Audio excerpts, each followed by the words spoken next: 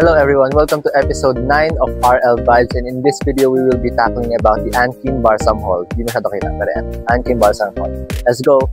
So this is the outside of Ankim Barsam Hall. Kung papansin niyo, sobrang ugly na siya. So bale, ito yung building na sinasabi kong i-renovate. Okay, pero we will see what's inside.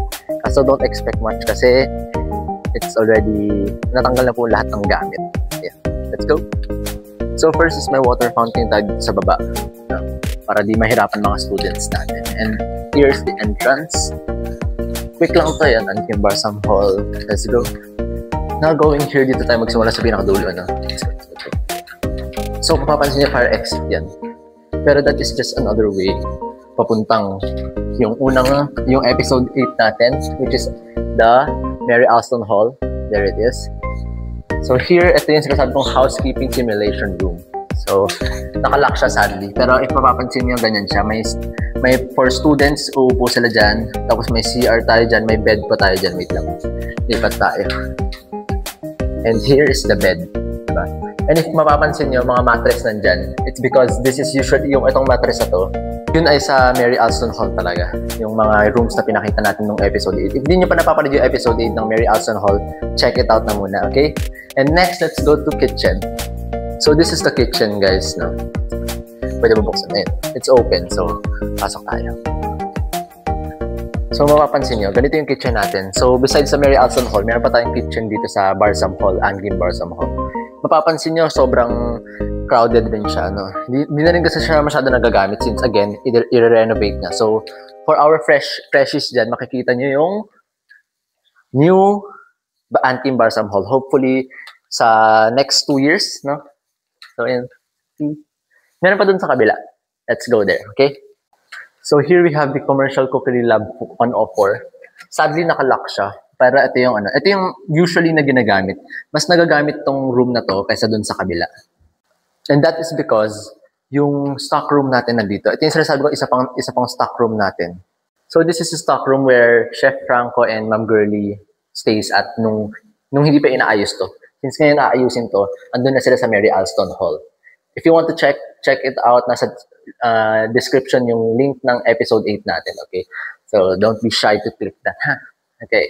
So, ayan, yun yung laman ng stock room. Maliit lang siya actually, pero it's full of equipments.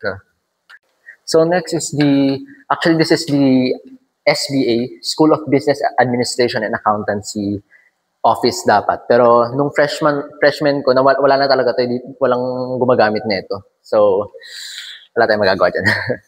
Di ko pa masyado na-explore yung loob niya. So, yan. And here's the GS lecture room. Actually, this is more on a student lounge yun. Pansin niya, student lounge. And this is actually a defense room. So, this is the defense room. Di ko pa nagagamit to. Although yung mga ibang seniors namin nagamit na to. At saka other courses, they also use this. No? So let's go next. Here is the conference room. Conference room, see? Just giving you a view, no? That's the room. And this is the last room for our first floor. It is the food tech lab. Although di na masyado nagagamit to. Kung mapapansin nyo, tambakan na lang talaga siya. Pero hopefully, since i-renovate tong Ankim Barsam Hall, hopefully na magamit talaga siya. Okay, so bago siya, tatanggal lahat ng kalat. And this lastly is yung CR natin for male and for female. Okay, then this is the fire exit. Pero sarado yan usually. So, let's go to the second floor. Next. Let's go. So, reaching the second floor. Yes, here. We have this is the CBMA room, CBMA building actually. If you notice here, CBMA, this stands for College of Business Management and Accountancy. Kaso na-merge na kasi yung CBMA. So bale, us CHTM, CBMA, and real estate and other stuff, yung pinagsama-sama. Pangalan na namin, IBAM. So IBAM STH, IBAM SBA, like that. So let's go here. Pero usually dito is room na siya. Everything is room. Full room na lang talaga to. And there's a CR. Now let's go to the kabila. Actually, yung other side is also rooms lang din.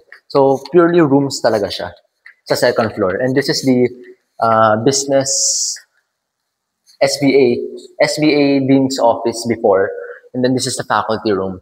But now, again, aayusin nga yung Barsam Hall. So, yun. Pinalaya sila. Shushu. Pero you will see where they are next sa mga susunod nating vlogs, no? So, check it out. Wait for it. Subscribe na. Now, going to the third floor. Let's go. Third floor is here. This is what I'm saying. This is the URDC, University Research and Development Center. Dati is actually, ito yung usual room nila. Pero lumipat sila dun again sa Mary Alston Hall. Check nyo yung episode 8 natin, no? Para makita nyo kung saan talaga sila, kung ano yung itsura, no? And this is the IERC, which is parang URDC lang din. And here's the room. Yeah, tinanggal na lahat ng chairs and whatsoever kasi aayusin na again. Diba? Next, let's go here. This is the AVR room, which is more on mga tech stuff yan. Ngayon, parang umalis na ata sila since, again, i-renovate. And then this is another room. And this is the PCCD office. So, I'm not sure if may tao.